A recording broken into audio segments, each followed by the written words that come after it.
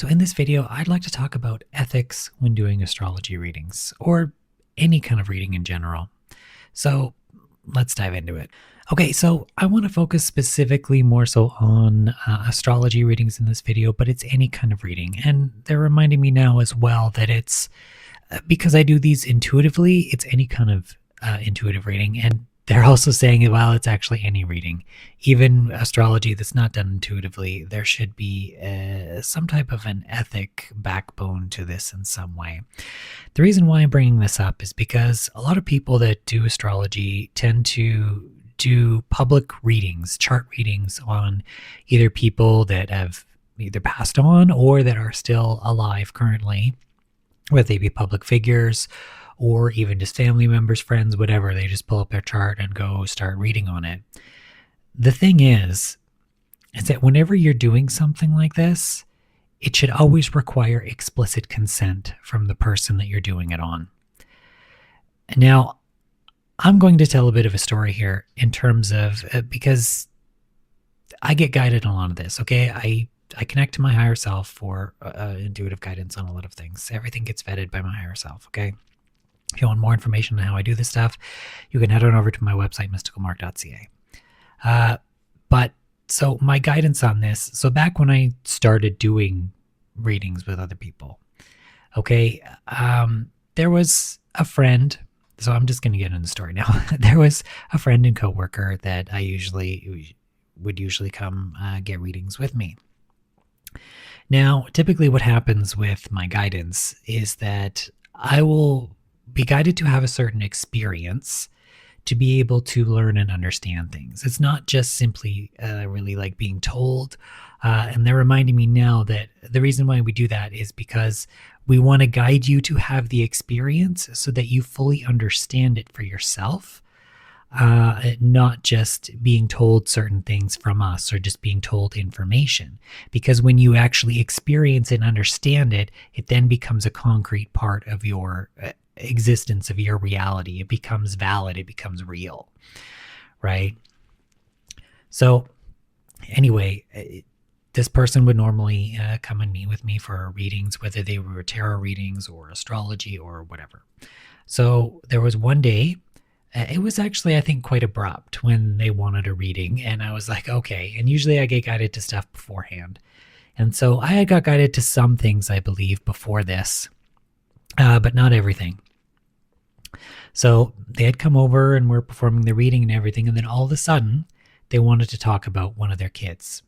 They wanted to have a reading or wanted to read on one of their kids, whether it was doing like a composite chart or just something on one of their kids. And instantly, I felt like I shouldn't be doing this. It wasn't even like a mental thing. It was just kind of like, I kind of felt it, like something's going to happen here, something like along those lines. So, but I didn't really, at the time, I didn't really know what to say because we're already in the middle of the reading. And what am I going to do? Just like stop and say, no? Like, I didn't know what to do at that time. Now I would just say no, and be like, okay, we need to discuss this beforehand before we dive into this kind of stuff. But anyway, to carry on the story, I began to continue with, getting their child's birth information, etc., for the astrology reading. Now, what happened was, as I said, I get this stuff intuitively. And what I sensed was their child's actual soul, their presence was there because I literally felt it. I literally felt it like on the back of my heart. Okay. And I could sense something from this person in terms, it felt like what they would normally feel. And I had asked the friend and the coworker that I was doing this reading with, like, do they normally like feel this way? Is this something? And they were like, oh yeah, all the time. So I knew that person was there. And I'm getting reminded now by them that information was allowed to come through to confirm with me that there was something to this. So as we kind of go through and as I'm trying to do this astrology reading, I'm like, normally when I go through, I'm getting stuff and it's just everything's flowing. This wasn't like that at all. What I understand it now is that I was literally being blocked. Nothing was coming through. The only thing I could say, well, so I was like, this could mean this, or it could mean that, or it could mean da da da da da. Like it wasn't. There was nothing concrete. There was no intuitive guidance behind it. It was just nothing was actually coming through, and it was all just, well, I guess it could be this kind of a thing. And they're saying even now that even when you do that kind of a reading on somebody else who is not the person present for the reading, that's still unethical. They're just trying to remind me of that. But they're saying, what they're reminding me of now is that we had guided you to that experience so that you could do it. The higher selves of those involved all agreed to help you to understand this, so that if you're going to actually be doing this professionally or be doing it in this way, that you understand this and that you don't do this again. Okay, and again, they're reminding me that they wanted me to have that experience, that concrete experience and understanding, so that I would know. Okay, so that's basically the gist of the story, is that I couldn't fully do the reading in that I normally could have. And it wasn't until after the fact when I fully kind of was thinking about this, realizing it, and then eventually was like, oh, okay. Like I wasn't getting stuff because their child's soul did not want me to do this. Now, their child was alive, okay? This isn't someone that had died or something like that. They were alive, and yes, that person's energy can come and say, no, you're not doing this, or no, this isn't something that I want. Now, that being said, they're reminding me right now again is that there are people that can, in fact, do legitimate readings on others, okay, dead or alive, as long as that soul or who they are allows that. So you would get an intuitive green light. These are legitimate people that do this legitimately. Now, they're also saying, again, that this is why you need to use your own discernment when looking at readings online, etc., etc. Okay, you cannot just blindly believe someone for whatever. And they're saying that that includes the stuff that I do as well. You should use your discernment and you should question it. Okay, and you should do that with everything. Because not everything out there is for your best interest. They're also drawing me to the fact that there's a lot of readings, and I get this especially like on like TikTok or Reels or things like that, where they're like pulling a card and they're like, oh, just think of him, and then this is the reading. They're saying that is just blindly unethical.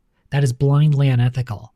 First of all, that is such a generalized reading that when you come across that it doesn't really work that way. They're saying collective readings can work that way, or specific messages that come through that people can be guided to in that way. But that's only if people are tapped in enough to realize that that message is really for them, instead of just blindly believing it because, oh, it's a good message, it must be for me.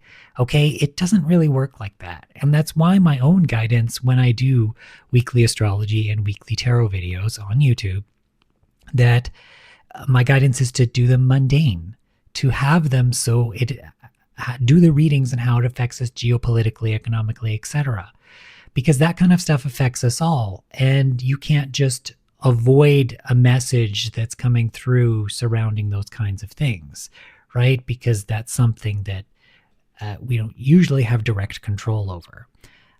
It's also allows for validation, etc., but that's a whole other point.